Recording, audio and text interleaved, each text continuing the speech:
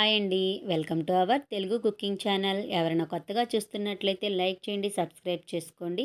ఈరోజు నేను చేయబోయే రెసిపీ ఏంటంటే ఎంతో ఆరోగ్యకరమైన జొన్న పిండితో దోసలు చేయబోతున్నానండి. చాలా ఈజీ ప్రాసెస్లో చూపించబోతున్నాను చూడండి. ముందుగా ఒక కప్పున్నర జొన్న పిండి తీసుకోవాలి.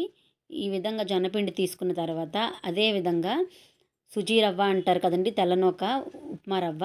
ఆ ఉప్మా రవ్వను కూడా ఒక అరకప్పు తీసుకోవాలి. ఉప్మా రవ్వ ఎలా తీసుకున్నామో పెరుగు కూడా అదే విధంగా తీసుకోవాలి. తర్వాత రుచికి సరిపడినంత సాల్ట్ వేసుకోవాలి. ఈ విధంగా మీ ఇంట్లో ఉల్లిపాయ ముక్కలు, పచ్చిమిరపకాయ ముక్కలు, క్యారెట్ ముక్కలు కట్ చేసుకుని, అల్లం ముక్కలు కూడా చిన్నగా కట్ చేసుకుని, వీలైనంత సన్నగా కట్ చేసుకోవాలండి ఇవన్నీ. కొత్తిమీర, కరివేపాకు కూడా కట్ చేసుకుని వేసుకోవాలి. ఇవన్నీ వేసుకున్న తర్వాత ఈ విధంగా చేత్తో కలుపుకోవాలండి. ఉండలు లేకుండా కలుపుకోవాలి.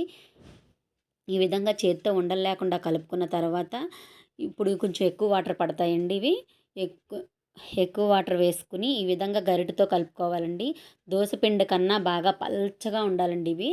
ఈ విధంగా పల్చగా చేసుకోవాలి. చూసారు కదండి, వీడియోలో చూపించిన విధంగా పల్చగా చేసుకున్న తర్వాత కొంచెం జీలకర్ర వేసుకుని ఒక 10 నిమిషాలు మూత పెట్టుకుని పక్కన పెట్టుకోవాలండి.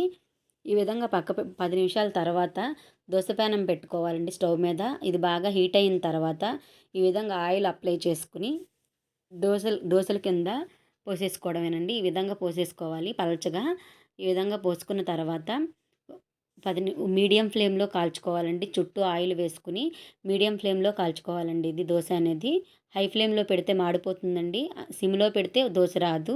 మీడియం ఫ్లేమ్లో పెట్టుకుంటే ఈ విధంగా చూసారు కదండి, చాలా ఈజీగా వచ్చేసిందండి దోశ కూడా.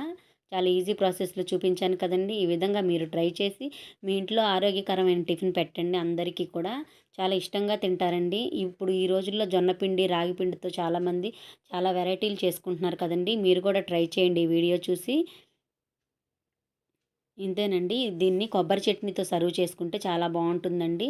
అలాగే మరొక దోశ కూడా వేసి చూపిస్తున్నాను చూడండి. ముందుగా ఇలాగే ఆయిల్ వేసుకుని కొంచెం ఇలా పోసేసుకోవాలండి. ఒక గరిటె వేసుకుంటే సరిపోతుందండి. ఇలా చుట్టూ ఆయిల్ వేసుకుని ఇలా మీడియం ఫ్లేమ్లో కాలిన తర్వాత తీసేసుకోవాలండి. అంతేనండి. ఈ విధంగా మొత్తం దోసలన్నీ వేసేసుకోవాలి. ఇది కొబ్బరి చట్నీతో సర్వ్ చేసుకుంటే చాలా బాగుంటుందండి. టమాటా చట్నీ అయినా బాగానే ఉంటుందండి. మీ ఇంట్లో ఏ చట్నీ అవైలబుల్గా ఉంటే ఆ చట్నీతో మీరు సర్వ్ చేసుకోండి. చాలా అంటే చాలా క్రిస్పీగా కూడా వచ్చినాయండి ఈ దోశలు. మీరు ట్రై చేస్తారని కోరుకుంటున్నాను. ఈ వీడియో చివరి వరకు చూసినందుకు థ్యాంక్ యూ సో మచ్.